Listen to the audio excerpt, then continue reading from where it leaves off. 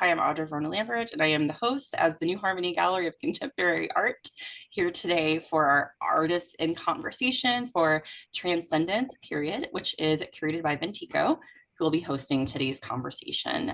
So with that, I just wanted to give a plug to the gallery. We will be having the exhibit up through June 28th. We are open Tuesday through Saturday from 10 a.m. to 5 p.m. We welcome you to the space here for the show. Quick plug is our 50th anniversary year, so we do welcome you to come back and visit for Look Both Ways 50 years at the NHGCA, which will be opening on September the 6th. And it's also our 40th anniversary with the University of Southern Indiana, who is the proud sponsor of all of our programs here at the gallery and exhibition. So with that, my spiel is done. I'm going to hand it over to Ventiko. And I just want to reiterate, thanks again to Ventiko and to the artists for sharing of yourselves with us here today. Thanks so much, Audra. Thank you for having the exhibition and also for having all of us at the gallery. It's been a real pleasure. And thank you again to all of the artists. I'm so grateful to you all for sharing yourselves and your gorgeous works with not just me, but with the public. I'm so happy with the exhibition, and it's welcome everyone, by the way, to Transcendence. Sorry, I'm getting caught up in the gratitude. I think that's actually really important right now, to get caught up in the gratitude, you know, and to be to have an opportunity to reflect. So the exhibition is called Transcendence with a period, right? And this exhibition, it delves into the profound ways which artists can push against the tangible and to explore the enduring, the unseen, and the true, and also to transcend. And what does that mean? We have an unbelievable, you all are just so talented, and you're all such special people. And on a personal note, I find it quite challenging. Do you got that, Audra? I find it quite challenging sometimes in my own practice when I isolate.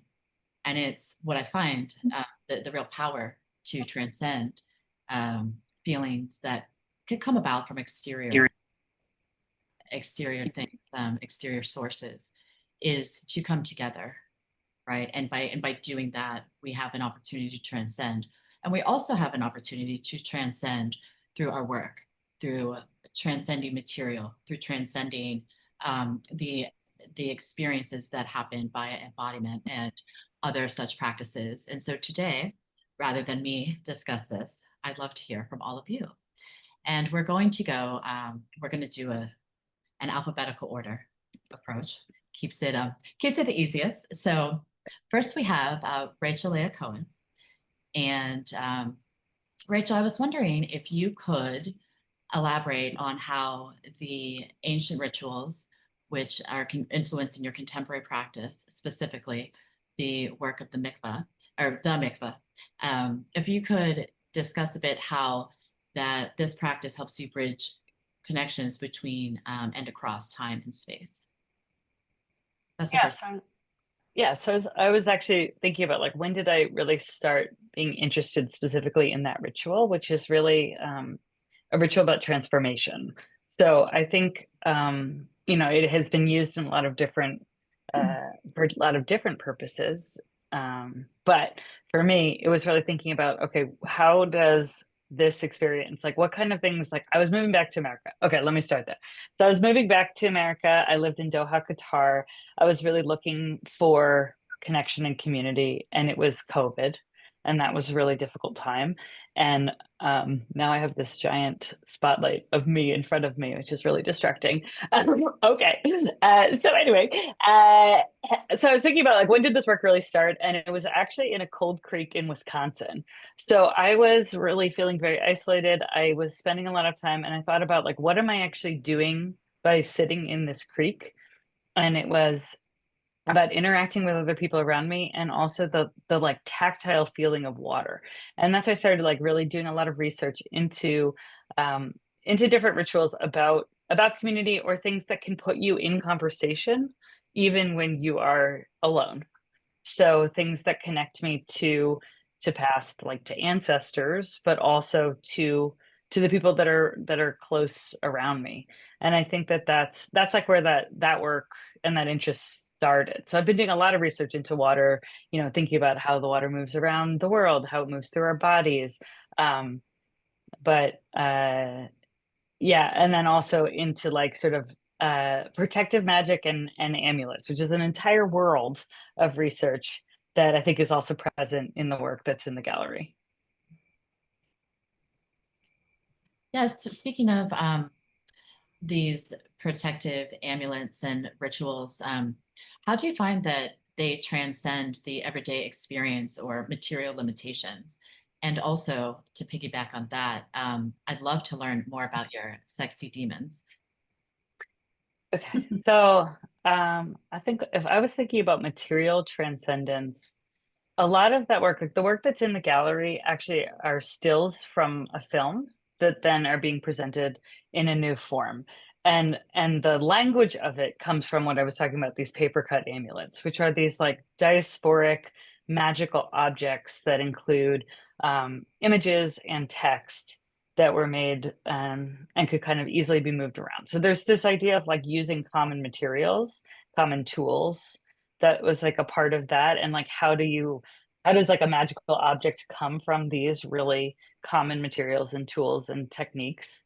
All you need is like a single paper that's cut, but there's something that's just so magical in terms of material transcendence, so magical when you're kind of draw it out and you cut it and you kind of see that a lot of them have to do with that symmetry and sort of like the surprise of what happens from what I drew to what I actually see. So that was sort of an interest in that kind of working with that kind of drawing. But also there's a lot of interest in light. So I've been working with light for a really long time. That is like, that's been really important to think of light and movement, and how that kind of changes. In the light boxes, it's static, it has its own light source. But that again came from this performance, this film that I made where I was performing that together. So those are like the kind of puppets from that.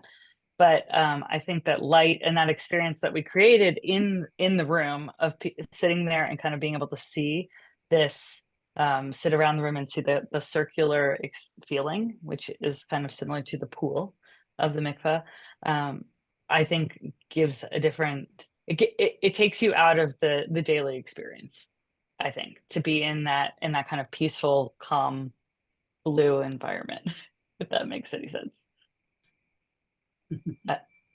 Oh, and you asked me about the sexy demons. The demons. So, okay. So, so I was doing a lot of research into these like paper cut amulets, and kind of also part of that was thinking about like looking into Jewish visual culture. Cause I said I lived in Qatar. I came back and I kind of wanted to know like what is our visual culture? Where are the overlaps in different cultural ideas? So there's a lot of like shared symbols that I was finding, shared like stories, of course, between Islam and Judaism.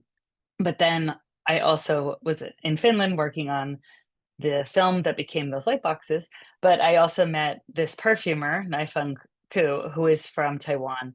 And she was doing a lot of research into demons and magical symbols as well. So it became a conversation about like these different symbols from different cultures.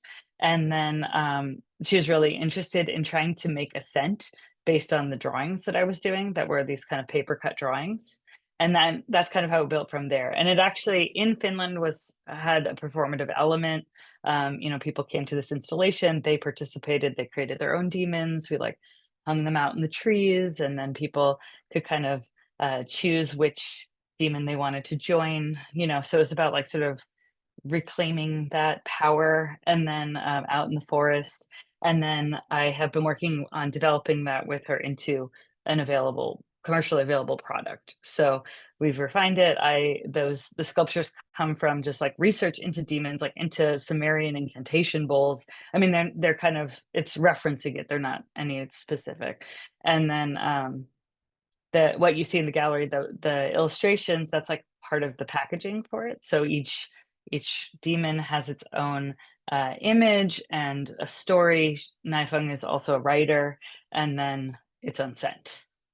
So that's that will be we've been working on that all, taking it's taken me on a whole journey through digital fabrication, which is another kind of world of transcendence of materials. And then that's going to be available hopefully by the end of the summer, across in China, Taiwan, and here. So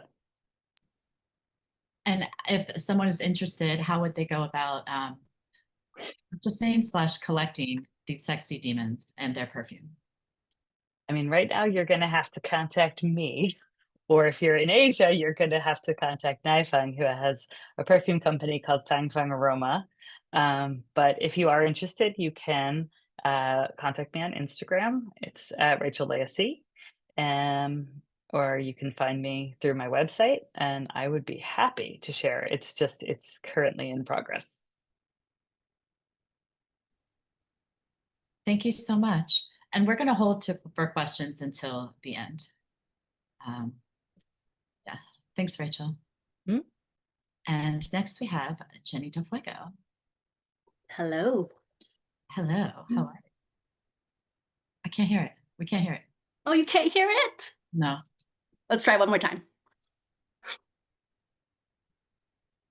Can't hear it. Oh well. It's a giant salad bowl. That's coming in and out of focus. Yes. Well, lovely to see you, Jenny. Thank you so much for joining us today and for participating in the exhibition. I have a couple of questions for you. Okay. Okay, so the first one is, in your work, you use acts of labor and collaboration. And you use those to explore the cyclical nature of decay and renewal. Could you give us a couple of specific examples from your work in the exhibition? Acts of labor and collaboration. I will go with my material study. It's just a constant thread with everything. And I have these eggshells. I wish I knew how to turn this little feature off. But this is not from the exhibition. How about this? Let's time travel together with me, would you? Here we go. This is something from 2013, I think. Yeah, 2013, which was a couple years ago. And as far as our stories go and why we make, this is something that I did in community with other people. Everyone was working on their own piece. And next thing you know, I just had the white oil paint down, and I decided to flip my brush over, and I started and had a brush in both hands.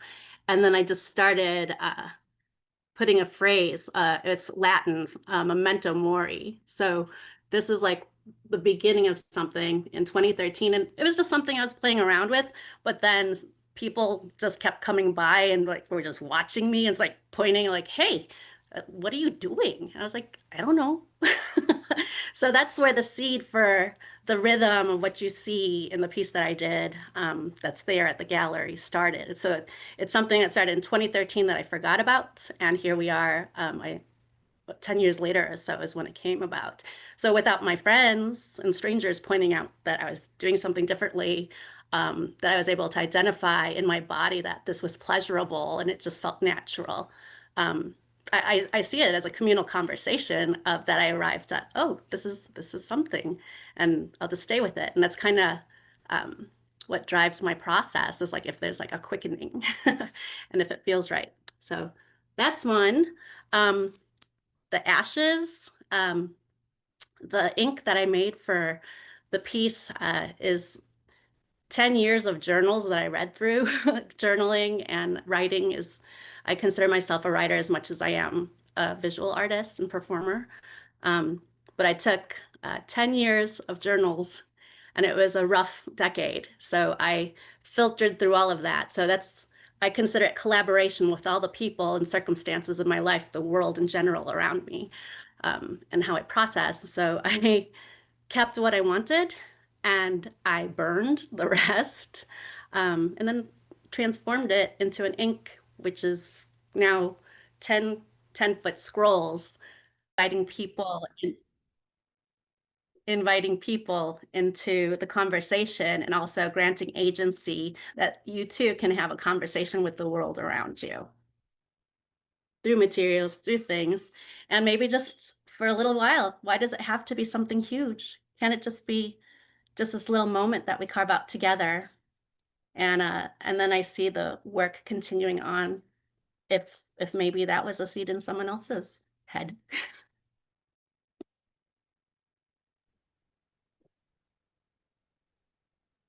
Thank you, Jenny. You covered all of my questions. Okay. And you had props. I do. I have so many props. I sandwich materials because I'm always talking about stuff. So here, I'll put it next to my head. Wait, you can't move. Here, look at this giant earring. Freeze. Yeah. I have native capiche shells from my homeland, my parents' homelands, my ancestors. And I am working on a conversation with the world I live in here in Indiana.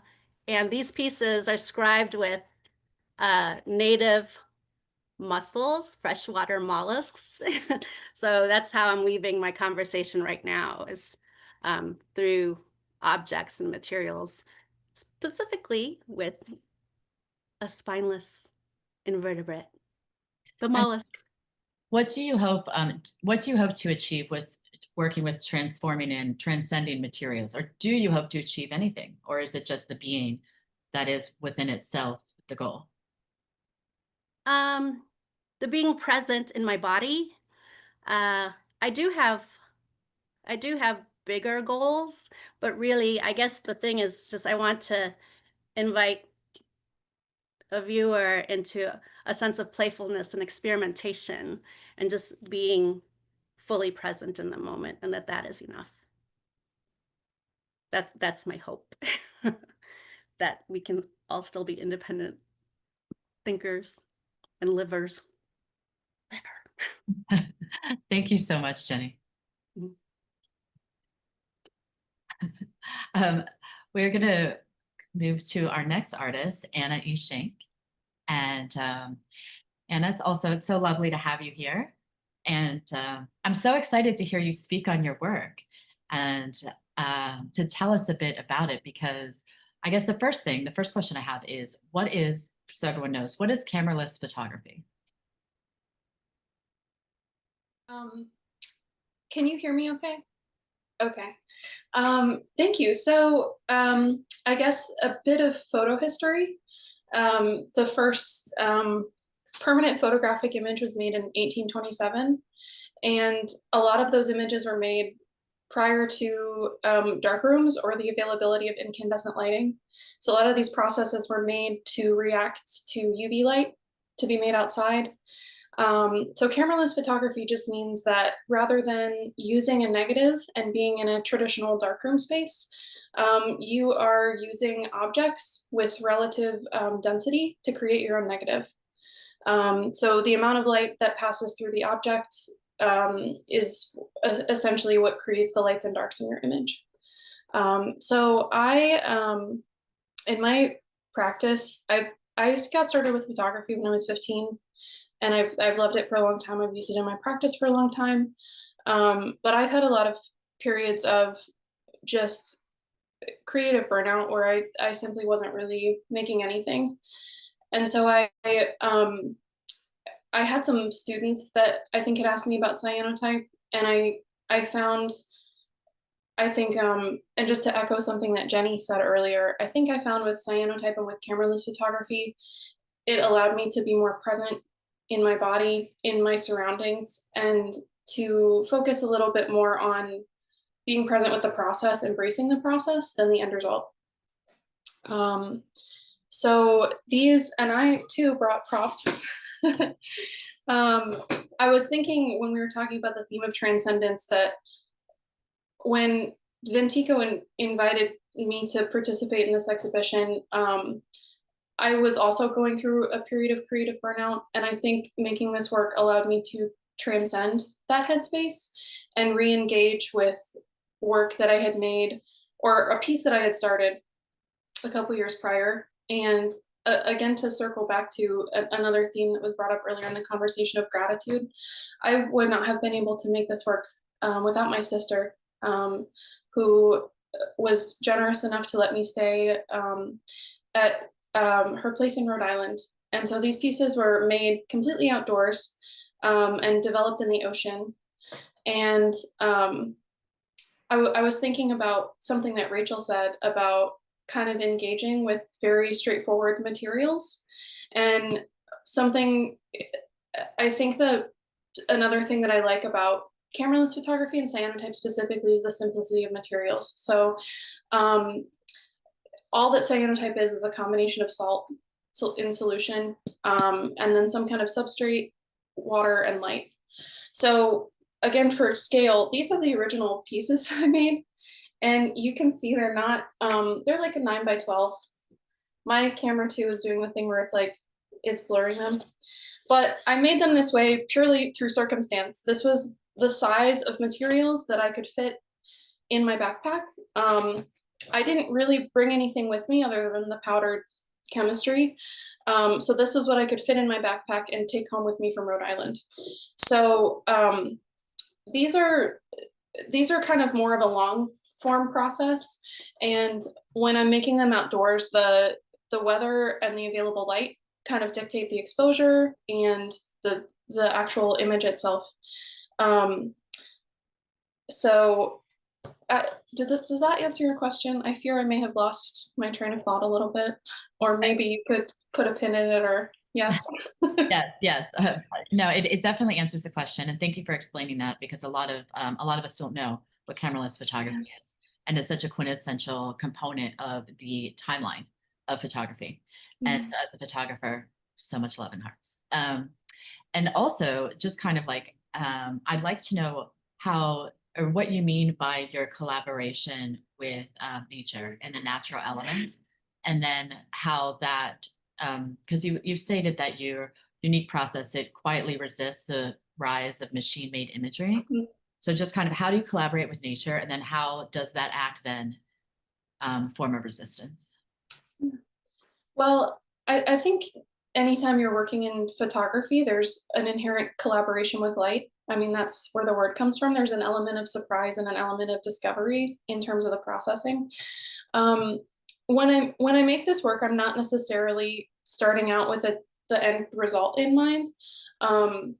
This work started with, and I think the week that I spent there, I felt more grounded and more myself than I often do and than I have in a long time. And so the work started with engaging with my surroundings. Like I was getting up with the sunrise, which is not something I normally do, and walking along the beach. But that's something that I've done since I was a kid. I've always loved to be outdoors, usually by myself, and explore plants, bugs, and have like a really tactile relationship with whatever environment I'm in. So I think that's my way of being present with the environment and beginning that collaboration with the environment. And then I just became fascinated with just different kinds of algae that would wash up on the beach. And I think anyone that's like been to an ocean knows that these algae and the seashells, they have like this initial kind of attraction. They're like glittery in the light or when they're there. And having been back and forth a couple times to the East Coast over the years, I've found I've always disappointed when I bring them home. Like they don't have that same. So this is just a different way for me to engage with the materials. I became really enamored with this algae. So I would kind of prepare this in the shade, and then I would just fish things out of the ocean and start to play around with compositions. And then I would just leave them on the beach for a few hours. And then I would come back and rinse them in the ocean and then let the materials wash back away. So I think to make work in that way feels a little bit more true to the experience to me than if I had like brought the materials home or tried to dry them or press them or tried to like photograph the algae really. And then yeah, I think the work that ended up in the exhibit was a way for me to transcend scale, from scaling these up. And this is something that I don't normally do in my work. I mean, the cyanotype is a process that dates to the 1830s and has not really changed much since then. And so something that I don't really typically do in my work is incorporate a digital workspace, but I did that to scale up the works. So these were scanned at a really high resolution, and then I created like a mirror image, which is something I like to play around with.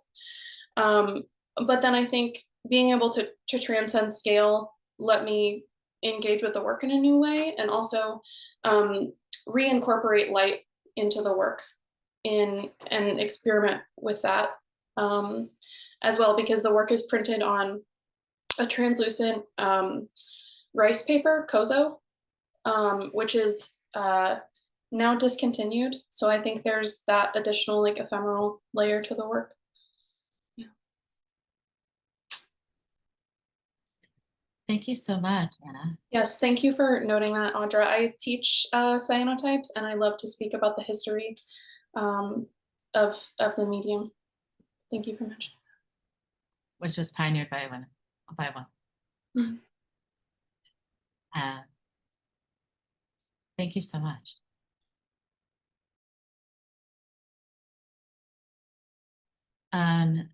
So I wonder if I could say any more else.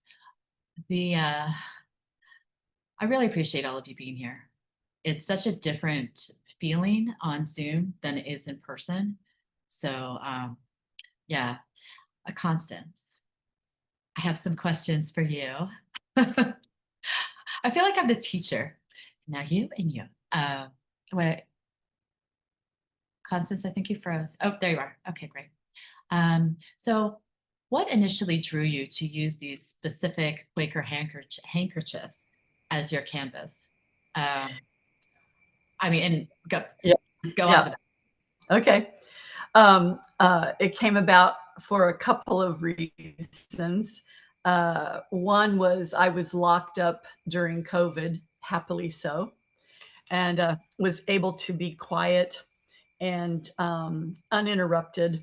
I think artists really kind of prefer that. So the COVID like shutdown was transformative for me. I was able to experiment with things and take some time, and didn't have any disruptions. So what happened is just a little backstory on my family history. My mother's side of the family were Quakers, and nobody in my family until my generation ever even drank a drop of alcohol. Everybody was really, really teetotaling, Midwestern, pretty down to earth. And it was my generation that were the sassy pants, trying to go off to Woodstock and choosing art as a course of study in college. I'm the first woman to go to college in my family, and I chose fine arts for Christ's sake. So yeah. My family was aghast and worried. It all worked out fine, but the handkerchiefs really are connected to my interest in recycling and repurposing, and mostly the sacredness of everyday objects. So I'm really, really into that right now, about how simple things that are so important to humans, like a handkerchief, everybody has one, a blanket, everybody needs one, a glass of water. But the repurposing came when I found a huge hat box with about 150 heirloom handkerchiefs in it. And I've been fortunate in that my family being farmers and simple folk, I would say, babies were, the next generation was coming every 20 years. So I grew up in a family where I knew there were 5 generations alive at the same time. And my eldest relative was 104.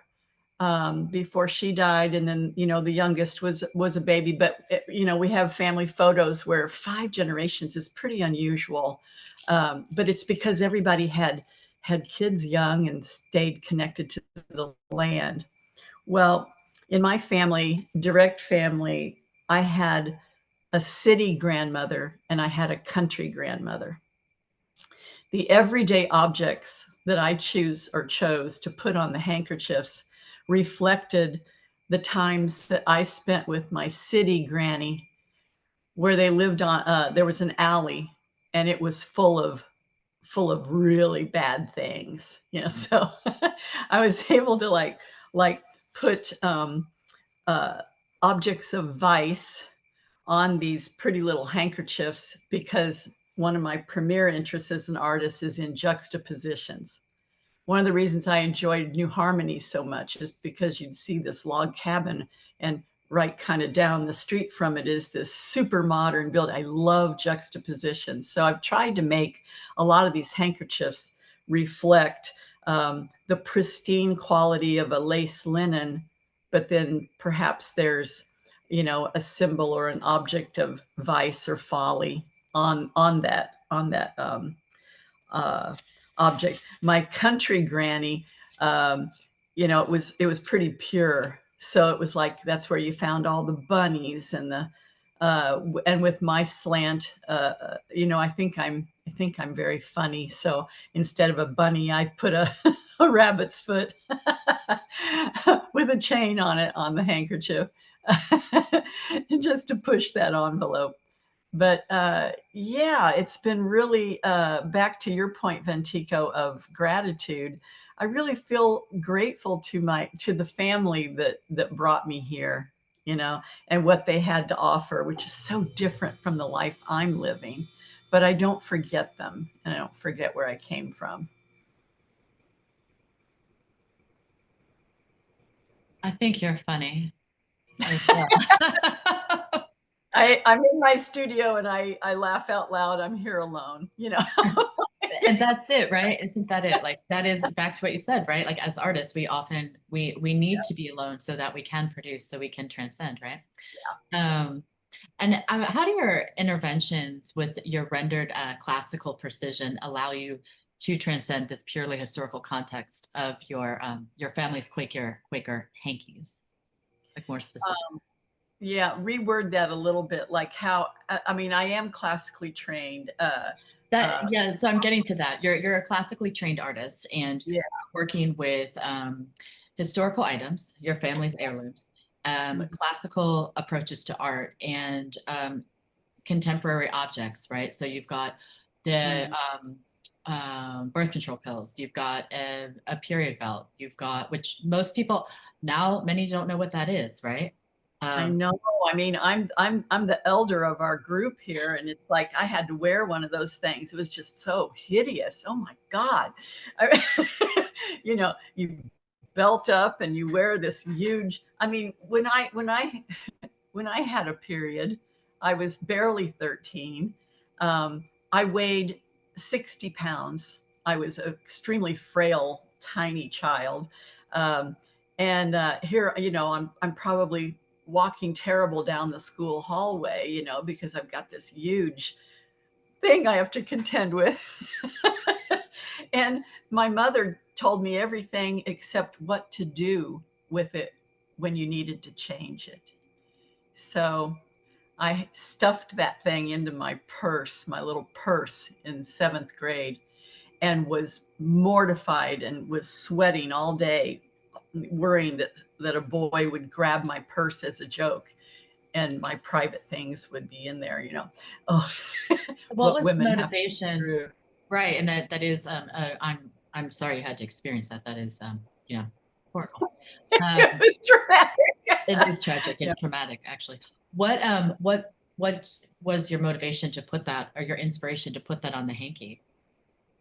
Well, I think thinking back to those great grandparents that I knew, that they were in my life for long enough for me to really know who they were and remember them, and that birth control pills were certainly not in there a possibility. My favorite great grandparents, my Quaker grandparents, she had a son, or they had a son and a daughter, my grandmother and my favorite great uncle, and then she never slept with her husband again. So that was birth control, you know, which was really rough on my great grandfather. So the legend continues as to who his mistress was. I mean, you know, it's all human. It's very human. These things have been happening since the garden, but to bring in, you know, an object or a thing like a birth control pill pack onto one of their pretty little handkerchiefs just shows, you know, I like to think the progress of life, but there is humor in that, you know, exposing that, because it would have been I mean, these are very private matters, but not so much to our generation and those that are coming along. I mean, people are pretty open about a lot of things. Indeed. Well, thank you so much, Constance. And we're going to have, again, questions at the end. And we'll also share images. Yeah. We'll share images of works as well. And Studio Lauren Zoll. Hi, everybody. Hi. Hi.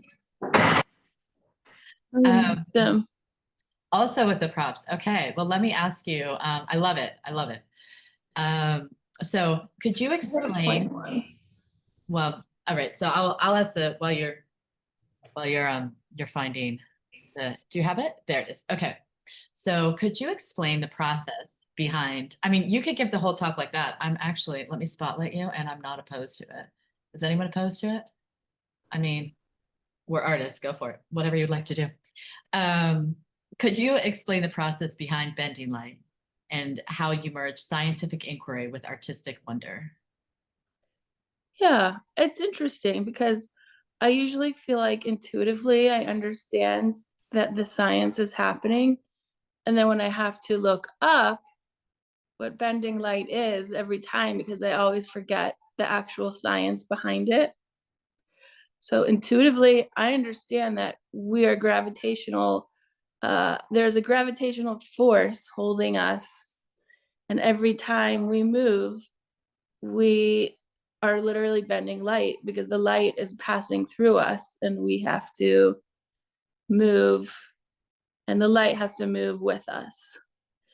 So it's funny because there's a huge intuitive process for me. And then at the end point, it ends up being this scientific, like, what do you call it, process or actual like fact.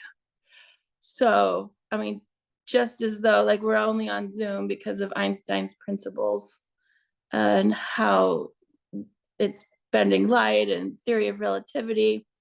And at the same time, this body of work for me started, but always I've been using light. So one of my favorite sentences is something ridiculously, almost like it's so simple, it's stupid. And it's so simple, it's profound. And I love the tolerance between those two things. And the sentence is in Genesis, and light, I'm going to mess it up a little bit, but, it's like, and God said that light was good. Of course it's good. Like, that's so dumb. And at the same time, wow, that's so profound. We wouldn't be here if it wasn't for light. So that tolerance of, or is this intuitive? Of course. Is this a scientific principle that something huge, like gigantic is happening? Absolutely. So I'm making art in between those spaces. How does inviting a slower, more elemental way of seeing encourage a sense of transcendence or a deeper connection with the world for the viewer in your piece? Well, I'm curious to know that answer, actually. I don't know that I can speak to that one, but the reason I like to prefer to make it, um, to make slower, I don't know. So I have a hard time with the question. Okay, so I'm making slower, I'm slowing us down. That's what you're saying, Yeah, right? because you're slowing us down to see the everyday magic, To right? see what's invisible. Mhm. Like the light is so all the time. It's around us. We wouldn't be doing this without any of light. But like, you know, and like I need some chopsticks to like grab the light right now. Like Mr. Miyagi, I'm gonna need to grab that's light. But that's what I'm trying to do here. So take a moment and say, hey, this is happening. And to me, that moment for me is what transcends me into wow, like we're tiny flecks of being in this huge, gigantic, multi-expanding universe. And if I can feel that every single day, then I'm pretty grounded. But I have to be grounded in an expanded universe, not just on the planet Earth. So when I connect to things that are growing and shifting, um, I think that's when I feel like I'm living. And when I'm living, and that's where the art is, that's when we can have the moment, the privilege to experience art. So I would say that's probably that moment of art is transcendence, transcending from the normal everyday routine, which is a hard thing. Routine's a hard thing for me. So, but I mean, I think the science, I guess, like to put it lamely, the science stuff, you know, they're now saying like there's neutrinos in all of us. Neutrinos are stardust, but also it's like it's the very beginning of life. Like I knew we all had stardust inside of us. Like I didn't need to have that scientifically proved. Intuitively, we knew that. Like the woman who started cyanotypes, I want to know more about that. Was that an intuitive process for her? So I'm curious to ask that question when we talk again. But like at the same time, while I knew that was happening, we all have some sort of stardust, some sort of interplanetary connection, microatom, which is a neutrino. I knew we all had that, but when it's actually scientifically proven and talked about again, it's just so exciting. That moment of connecting those feelings I've always had and that scientific merge that's that transcending moment for me. Transcendence with a period.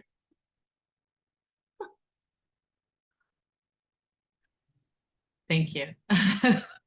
Not a period belt, but an exclamation point. It's all related. It's all connected, right? Given that Bending Light is drawn from a larger public installation in Indianapolis, how do you envision the shift, or how have you envisioned the shift, rather, from the public setting to the gallery space? It was just nice to be able to have take it out of the field and put it into a gallery. So thanks for the opportunity to do that. I don't have plans to put it in a gallery. I'm only sticking to public art this time, but the moment of getting it out of the elements and into like a controlled space was slightly nice as a public artist, that you have to deal with everything happening all the time that's uncontrollable. But the what do you think? Was it it's nice to see it in the gallery, so thank you. Yeah, I like the opportunity for others to interact with items, with works and pieces in the gallery space, and with the invitation, right, to please touch when often we're told don't touch, and to interact with that laminated PDF, and to have the opportunity to experience the shift that is possible just by bending light with an action, right? Like the simplicity that can make Right. it profound, you know? Yeah. So, and I loved watching Ziggy play with it. Yeah, it's nice to be able to see people play with the work, and at the same time, it's hard to get people to grab something in the gallery and touch it, and so, you know, bring up this publication and pass it through here. So that's always something to work with, is convincing people to play with the art. Exactly. Thank you so much, Lauren. Studio Lauren Zoll. Welcome. Thank you. I really, I like your demonstration of bending light right now. And we're Okay, are we all talking now? yeah, we're all going to talk. Okay, so this group discussion,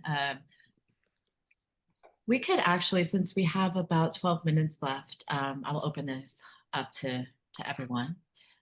So the first question is really, it's about how do we, like the process of working with unseen forces and connections, which we're all doing here, right? So Anna, with the subtle energies of nature, and Lauren, with your invisible properties of light, how do these explorations contribute to a sense of transcendence? Well, Lauren, you actually asked that, so let me switch that to Rachel. I'm gonna throw it to you, Rachel, okay? So just to repeat, Anna, how, with your subtle energies of nature, and how do these explorations of the unseen contribute to a sense of transcendence? And how do you invite your audience to perceive these hidden dimensions? And then same question to you, Rachel, after Anna. Well, I think really, I feel like focusing on being present in nature and nurturing a relationship with nature, I think allows me to transcend some of the limitations that I put on myself in my own work, like essentially kind of like getting out of my head and getting out of my own way. And I was thinking, I really resonated with something that Lauren said earlier, that the work is like kind of made in these like in between moments. And I think when I've enjoyed making the work the most, it doesn't turn out the way that I expected. It's maybe something a little bit different. So I'm not sure if that answers your question.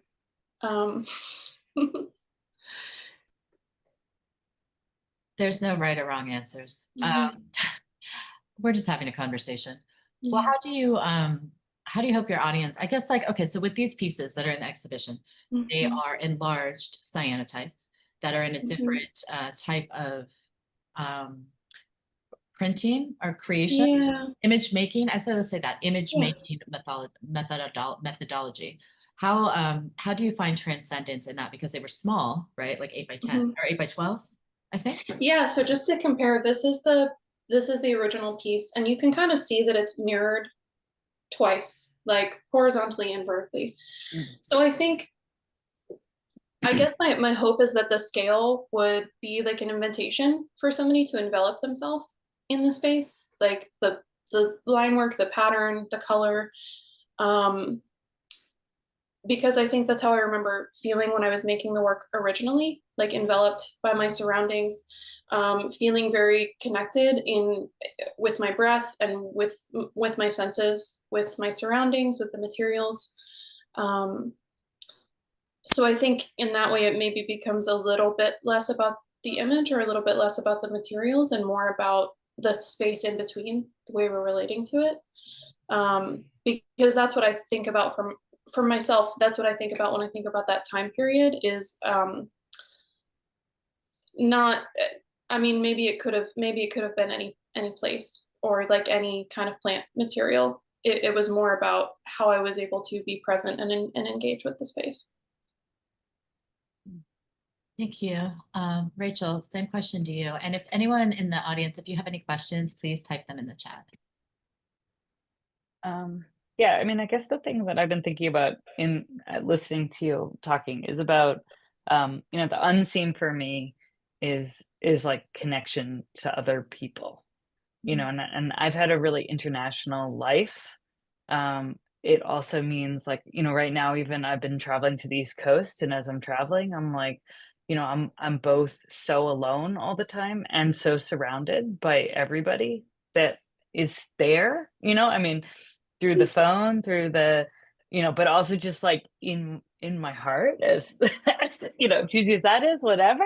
But you know, so I think that's like what I have been thinking about a lot in this work, you know, especially like I was saying with the MICFO, but also just about like, how do we build community? How do you feel connection wherever you are? You know, so it's like through water was one way, you know, when I was really like alone in Wisconsin, but also through the past, I don't know, it's sort of like a roadmap to try to figure out like, how do we feel less alone, more connected to each other again? I think it's really like what I think about all the time. I hope it's okay, but I Yeah. have a couple questions from the gallery side. First off, I did want to ask just a very short question for Studio Lauren Zoll. Do you think of yourself as a magician or as a mediator? And secondly, for Ventiko, who's having to serve kind of the double duty here of the curator and exhibiting artist as part of Sylva Dean and Me as the genesis behind Sylva Dean and Me, if you could explain how Sylva Dean and Me embodies transcendence with the period. You go first, Lauren. A magician or a medium? Is that it? Or a mediator, like someone who's allowing something to pass through you rather than forming something over. So of the two, magicians, I don't enjoy playing tricks or games at all. I wear everything on my sleeve and on my face. But the I keep saying mediator or medium, definitely feel maybe more connected to another parallel universe around me and ancestors that are not here. So of the two, probably more of the mediator, but I would not have used those words to describe, but I would use maybe one of them in conjunction with other words. So I like your question. Thank you. Okay, my turn. So how does Sylva Dean and Me transcend? What is sorry, can you repeat? Embody transcendence. Embody transcendence. Thank you. I was listening and not thinking. Gosh, well, I think the first way is through the body transcending material and then embodying that transcendence. So Sylva Dean and Me is made from waste, right? It's reclaimed milk cartons, reclaimed jugs. I used to steal the cartons out of the trash. I didn't want to ask the nursery school. It's a whole thing. I don't.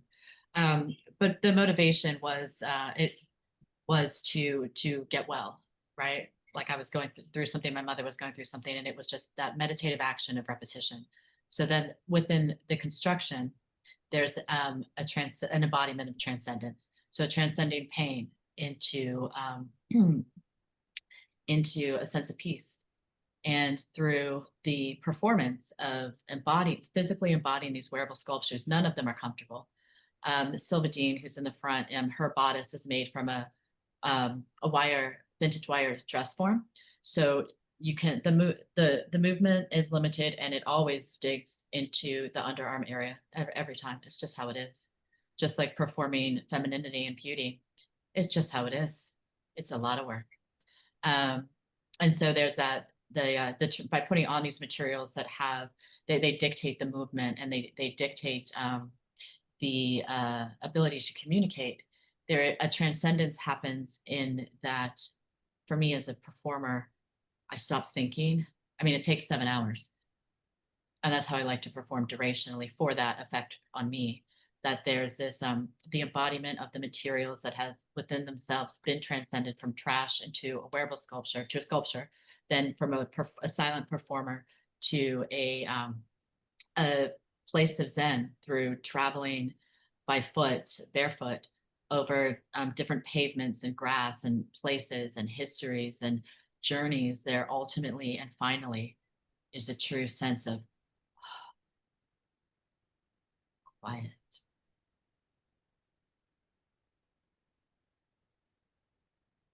Okay, I'm done. That was the end scene moment. Do you have, does the audience have any questions, or does the gallery or do the artists have any final anything, thoughts, comments, questions? I was just wondering if anyone else felt like a cat watching Lauren. Like, I could not take my eyes off of Yeah. that raw. Yeah, that was quite good. Meow.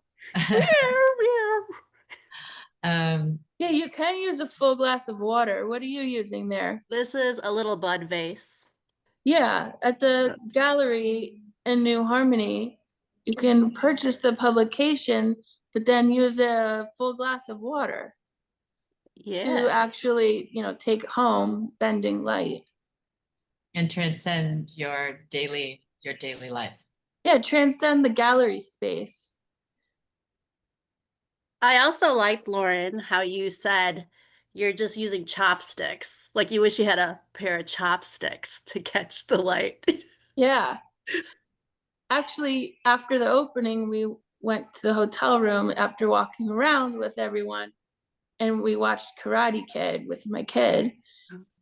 And maybe that's why I said chopsticks and bending the light, but it's like, how can we take something out of? I have a hard time saying the everyday, because the everyday is so mundane. So if we were to come up with something else, we're transcending. It's not the everyday, but it's something else. Our daily existence, our general existence, our existence. Well, for me, Like the this is an human echo experience. also for Constance, who mentioned like everyday objects, right? Like, how do you feel for yourself, maybe in your practice, Constance? How do you like navigate that? Microphone. Is there a tornado in New Harmony?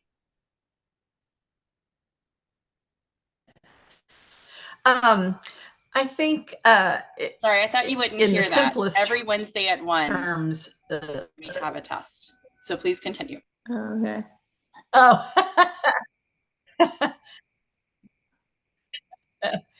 I mean, I'm transcending time by rebirthing my ancestors in these works of art, really. I mean, some of these handkerchiefs are 100 years old, and just to make them come back to life, like I said, transcending time.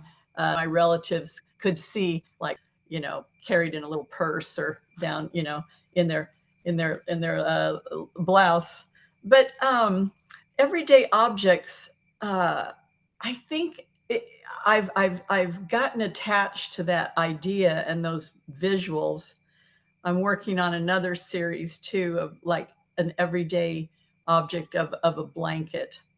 And it's been a surprise to me, like not overthinking anything, but like, sitting in a comfy place in my house and wrapping myself in an everyday object like a blanket, and then throwing that blanket off of my shoulders to get up to stand up to get something, and realizing that the pile of the blanket at my feet actually looks like a little piece of sculpture or something else. It's not just a blanket.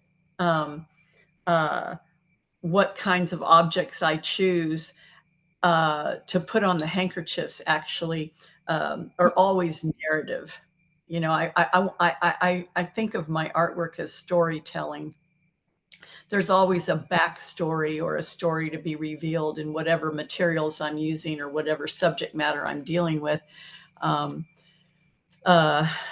Ventiko was helpful in juxtaposing, like, the raven's beak, plucking a pill or instead of a berry. That way I can use everyday animals from nature, but also with objects. You know, I've drawn over 70. I'm probably more into 80 now of these handkerchief drawings. And you know, the simplicity, one of the major exercises that we had to, you know, be involved in was drawing an egg. And you don't think an egg is a difficult shape, but it really is. You know, an egg doesn't look like an egg unless it has those nuanced edges and ends, you know. So I don't know if that answers that or not, but I like keeping things simple right now, or simpler, because I really feel like there's way too much tension and weirdness in the very air that we're breathing right now. Something, you know, something else is happening. You know, am I not transcending into my own, away from my own time, and staying in the present with what's rolling down the road? I don't want to be left behind, but I'm not sure I want to join all the things that are happening right now. You know, I want to be open-minded and think, why does my neighbor think this and I don't think that way? But yeah, it's a big thing on my brain. So staying meditative in my drawing practice has saved my mental health.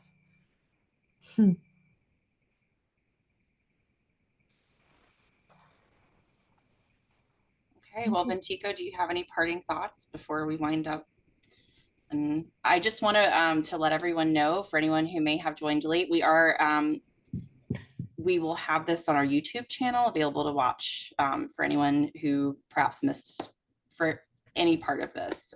We'll have it available, and if anyone has questions after, I'm happy to reach out to all of you and ask our audience questions after the fact. So Ventiko, anything you want to leave us off with? Thank you all so much for coming, and thank you to our guests. Thank you for joining us, and it's been a true honor working with each and every one of you. And I'm so it's been such a joy, and I'm so happy with the exhibition. I think it looks just it looks beautiful. All of your work is it's really powerful, and it's the energy is just so good. It really, like piggybacking off of you, Constance, there's so much in the world, and I don't want to be a part of a lot of it, but I want to be part of this. This helps me transcend not just my practice, but like all of us together, a community. And for that, I am so grateful. Thank you all so much. Thanks, everyone. Have a great rest of your Wednesday. Peace out, guys. Thank you. Thank you, everyone. Bye. Thanks, everyone. Bye.